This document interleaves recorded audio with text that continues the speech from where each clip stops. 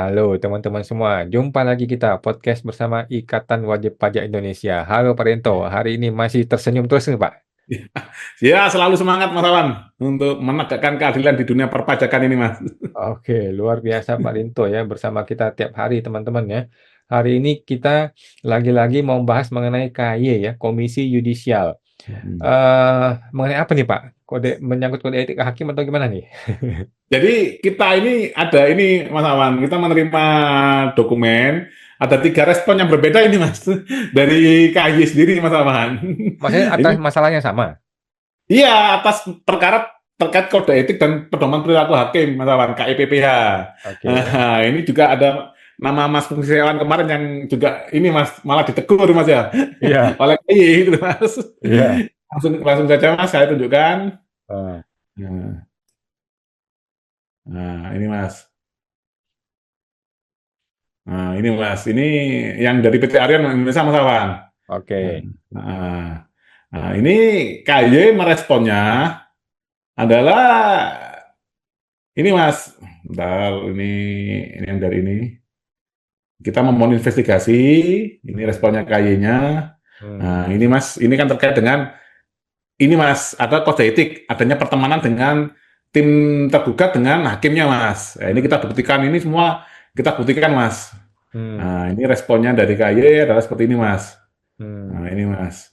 Komisi Yudisial telah menerima laporan saudara melalui surat pengaduan 28 Juni 2024, tercatat nomor sekian-sekian, pada pokoknya melaporkan Majelis 3A Pengaduan Pajak atas dugaan benturan kepentingan dan surat kelengkapan laporan tanggal 31 Juli 2024 dan pada pokoknya menyampaikan kelengkapan Hmm. data penjelasan atas laporan yang disampaikan sebelumnya. Berdasarkan hasil verifikasi atas laporan dan kelengkapan tersebut dapat disampaikan terkait laporan saudara menyatakan Majelis 3A diduga memiliki konflik kepentingan dalam persidangan gugatan pengaduan pajak karena Hmm. berasal dari instansi yang sama dengan kuasa hukum tergugat tidak ditemukan cukup bukti, Mas, Oke. yang menunjukkan adanya konflik kepentingan sebagaimana saudara maksud sehubungan dengan hal tersebut, maka laporan saudara dinyatakan tidak dapat diterima. Apabila di kemudian hari saudara menemukan bukti adanya dugaan pelanggaran kode etik dan pedoman perilaku hakim yang dilakukan oleh para terlapor, saudara dapat melaporkannya kembali kepada Komisi Yudisial. Hmm. Nah, ini masalah. Oke. Nah, jadi ini padahal bukti-buktinya sudah kita serahkan semua, Mas Awan. Hmm. Nah, ini bukti-buktinya ini tadi, Mas.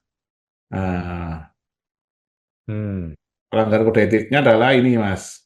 Nah, ini buktinya, Mas. Nah, ini pertemanan di Facebook, Mas Awan. Hmm.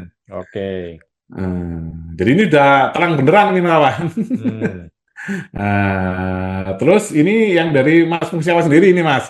Hmm. Nah, ini tidak tahu ini Mas Fungsiawan tiba-tiba diberikan himbauan Mas ya. Iya, nggak ada Berikan kabar himbauan tiba-tiba nih. Komisi Judisial sebagaimana tugas ini Hmm. terus tentang advokasi hakim untuk mengambil langkah hukum atau langkah lain terhadap orang persorangan, kelompok orang atau badan hukum yang merendahkan kehormatan dan keluhuran martabat hakim. Hmm. Nah, jadi Oke. Komisi Judisial yang harusnya mengawasi hakim malah malah melindungi hakim Mas. Mengawasi masyarakat nih. Lah iya Mas, berdasarkan informasi yang kami terima berkaitan status persidangan dengan nomor perkara disediakan di Majelis 7B 31 Oktober 2024 di Pengadilan Pajak telah terjadi perbuatan mengganggu ketertiban persidangan yang dilaksanakan secara online. Oleh Hmm. karena itu, kami menghimbau saudara untuk menaati tertib persidangan dalam rangka menjaga kehormatan dan keluhuran martabat hakim dan Hmm. pengadilan. Ya ini juga kami yang sangat kecewakan dari IWPI Mas Awan. Hmm. Justru yang merendahkan martabat hakim, hakimnya itu sendiri Mas Awan, karena tidak paham hukum acara, memaksakan Hmm. kehendak.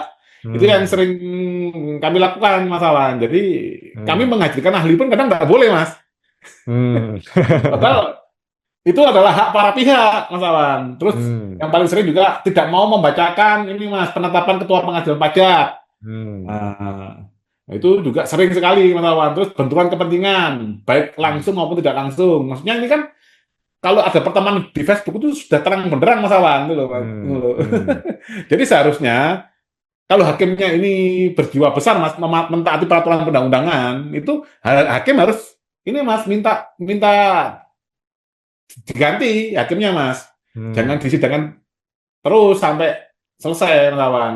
Karena kan Hmm. sudah ada protes nih Mas dari Hmm. para pihak terkait dengan adanya pelanggaran kode etik. Hmm. Betul Mas Awan. Nah ini kasusnya Mas Awan juga aneh nih Mas.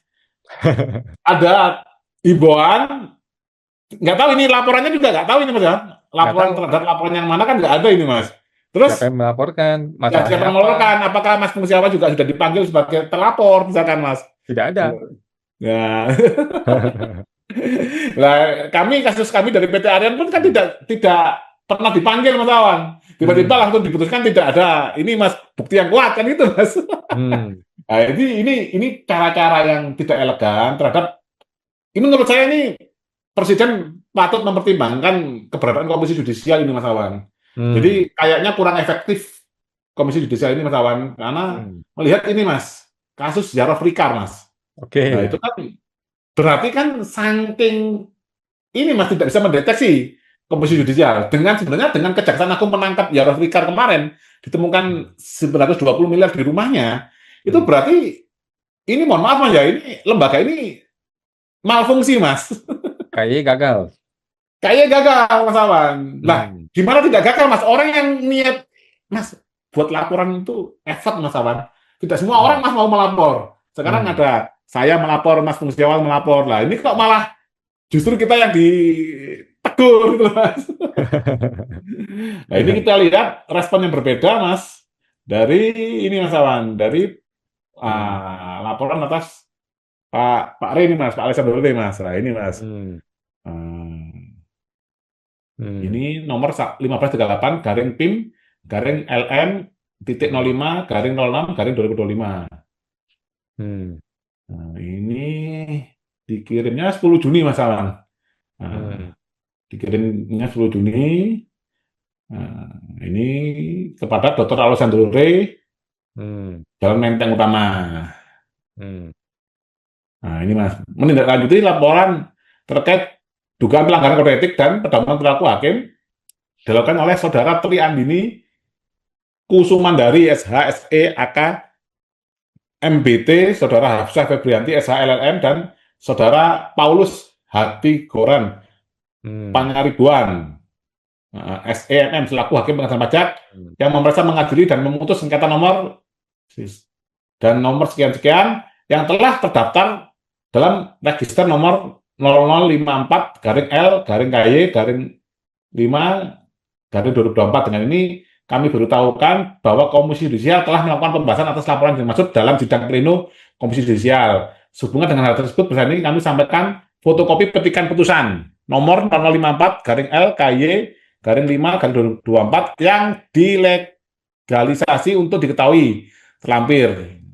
Oke. Mas Ketua Komisi Yudisial dan ini pelapor. Hmm. Nah, ini Mas petikan putusannya. Ini nama. Hmm.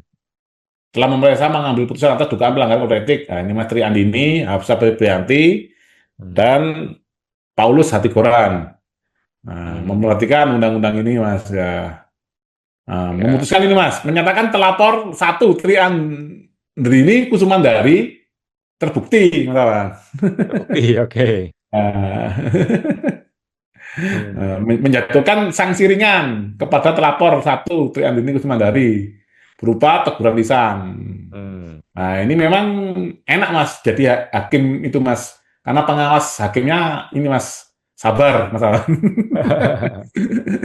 Jadi hanya teguran lisan dan telapor 2 Hafsah Febrianti tidak terbukti Mas.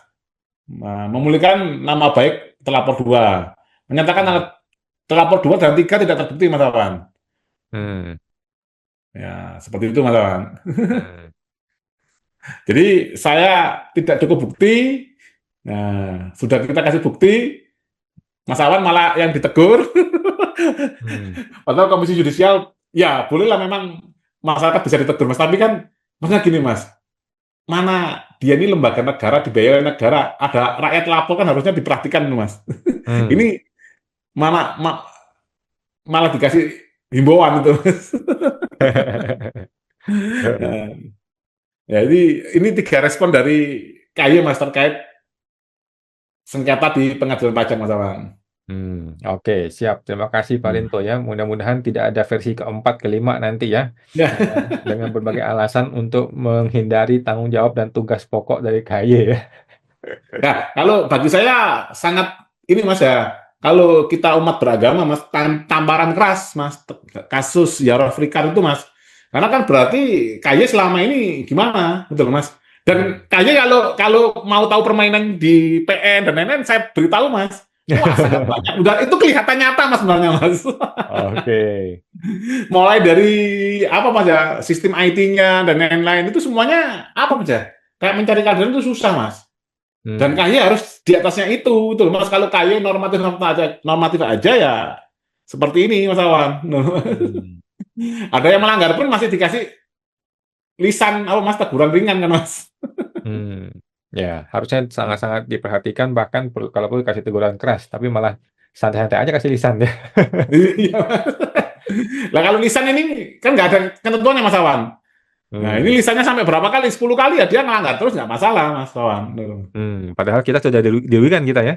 Wah itu kita sebagai wajib pajak sudah dirugikan waktu dan lain-lain menemui hakim-hakim seperti ini Mas Awan. Cuman bagi Ya. KY lah gimana? Mungkin target penerimaan pajak kan juga dari orang-orang ini Mas Awan. Jadi ya saling ini Hmm. melindungi atau gimana kita nggak tahu tuh Mas Awan. Oke, siap. Ya. Terima kasih Pak Rinto yang sudah menjabarkan kepada Oke. kita semua mengenai respon KY terhadap pelanggaran-pelanggaran yang kita adukan ya. Ada 3 jenis Ya. respon dari KY. Terima kasih Pak Rinto. Sampai jumpa lagi Pak di podcast berikutnya. Oke Mas, Ayo Pak. sama-sama Mas.